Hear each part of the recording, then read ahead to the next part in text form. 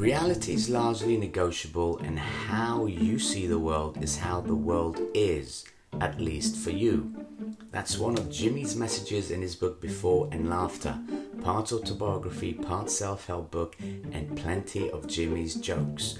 For those who don't know who Jimmy Carr is, he's a stand-up comedian with a twisted sense of humor, especially when it comes to his deadpan delivery of controversial one-liners.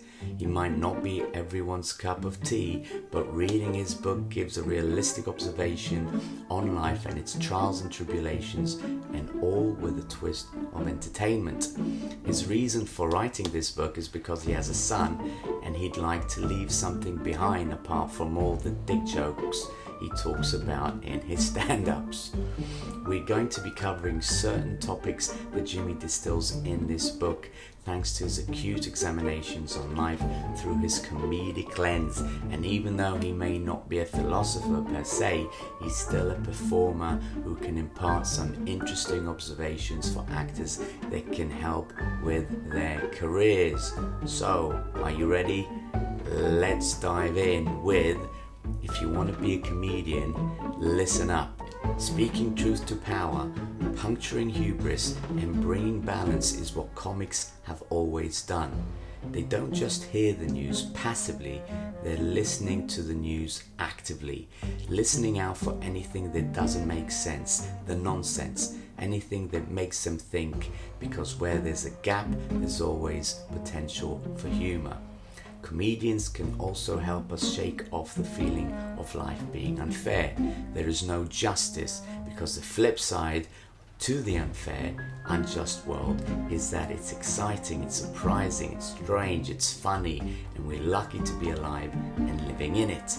Comedians take tough times and turn them into anecdotes.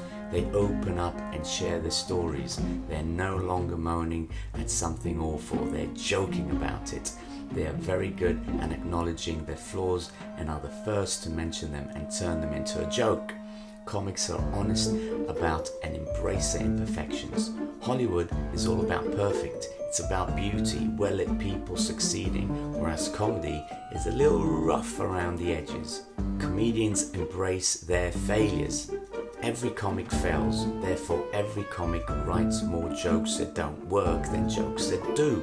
The good thing with being a comedian compared to a musician or an artist is there's shorter feedback loop, meaning they get less attached to the results, so they get less stressed by failure. And failure is just feedback. We look at something and think, okay, that doesn't work, let's change it. We change our behavior, we calibrate and make it better. We don't just fail the same way a dozen times, we fail differently each time until we run out of ways to fail. And at that point, it's called success. If we can adopt that mindset, then our life changes for the better. On crisis and change. It's either a wonderful adventure or it's a super boring trudge. Jimmy says that he loves a good crisis, even though it suggests something terrible. It has an image problem. As a society, we crave stability, but really a crisis is just a point at which we change and move on. Change is always right around the corner. It's probably best to start thinking of it as a good thing, because however comfortable and content we are right now, this too shall pass. Here's the truth of it. No one wants us to follow our dreams. Best case scenario, they'll want us to follow their dreams for us. And most of the time, nobody cares about our dreams. They're busy getting on with their own crap. All progress is about trying new things. It's human, and that's exactly how humans did it. Trial and error built civilizations, modern medicine, and bloody AI. If there are things we've been told about ourselves that are not real, we just have to question it a little.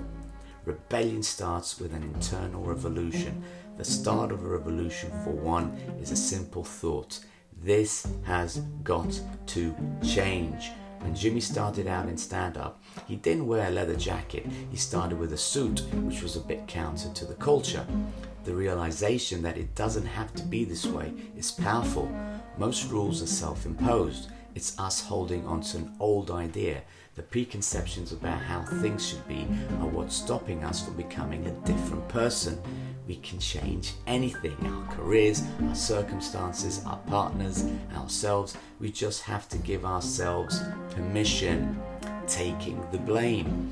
Even if it isn't, it's better to see it that way. It's interesting because it's our fault is an incredibly negative way of saying we're in control. Take all the blame, but also take the win. If we do anything, it is all us.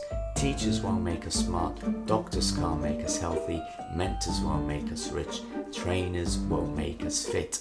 Ultimately, it all boils down to us. Take the blame for our life. It's more empowering than any quote. About fear.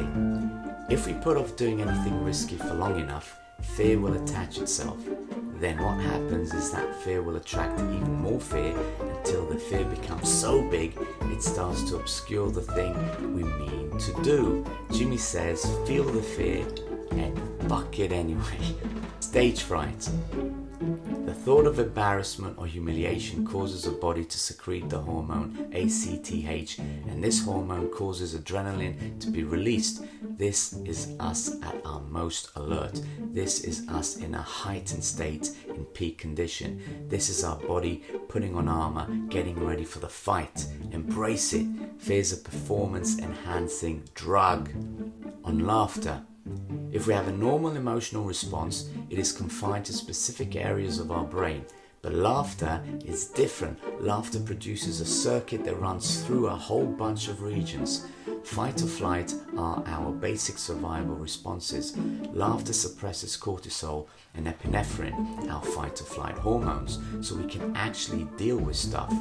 Laughter is intimate, it's physical, we vibrate, it involves the whole of us. We cannot laugh without moving our body. By laughing, we activate our vagus nerve, which tells our nervous system it can relax, which in turn will tell our guts to go ahead and digest our food and later to sleep better. When we laugh, our brains release dopamine, which makes us happy and lets us bond, along with oxytocin, which makes us more trusting. If we want a nice, clean high, laughter is it, and it is a ridiculously wholesome way to get lit. A sense of humor is just common sense. Dancing. Your edge. There's a book called How to Be Like Everyone Else, and it's written by a committee. We all start out trying to fit in because we're social animals, but sooner or later we're going to want to find our edge, because if we can find our edge, then life is so much easier.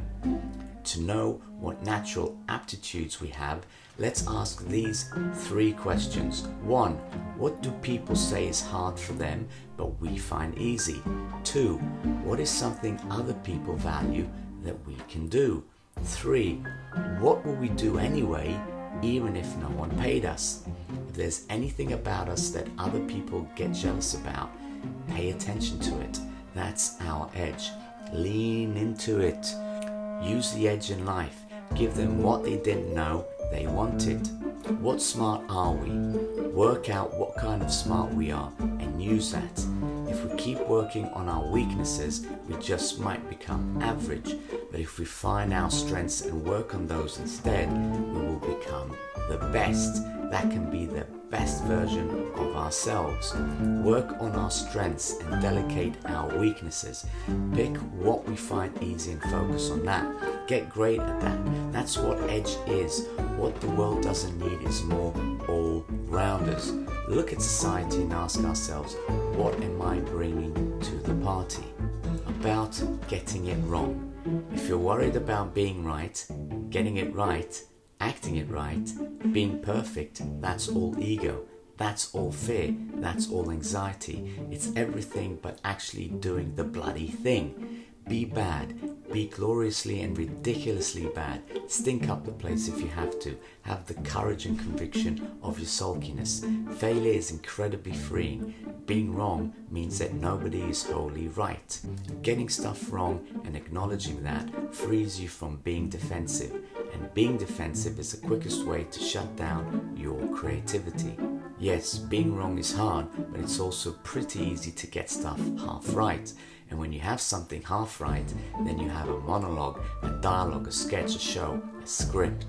You've got something to work on. Getting it wrong is how you will defeat procrastination. On talent. People talk about talent like it's superpower. Talent is just our edge plus the hard work we put into it. Raw talent means nothing without the application of hard work. Raw talent is a guy in a bar telling you he could have been a contender. Raw talent is just edge without smart, applied work over time. In movies, when we hit the bit where the hero or heroine does all the work, we normally break for montage. There are a lot of quick cuts and inspirational song in the sense that something is being achieved because no one really wants to see the slog. Thankfully, perseverance is a great substitute for talent. People see an actor perform either on stage or screen and not the thousands of hours it took to get there. People see one step when it takes a million. We see the sports stars winning, not the blood, sweat and tears that got them there. For us, acting is the job, acting is the gym, and performing to an audience is the cookie jar. Performing is the reward. If we can be hard on ourselves now, we can be fit and rich and happy and all that good stuff in the future, but we have to start now. And finally, here's the secret to happiness. Expectations exceeded. That's happiness. Do more, expect less.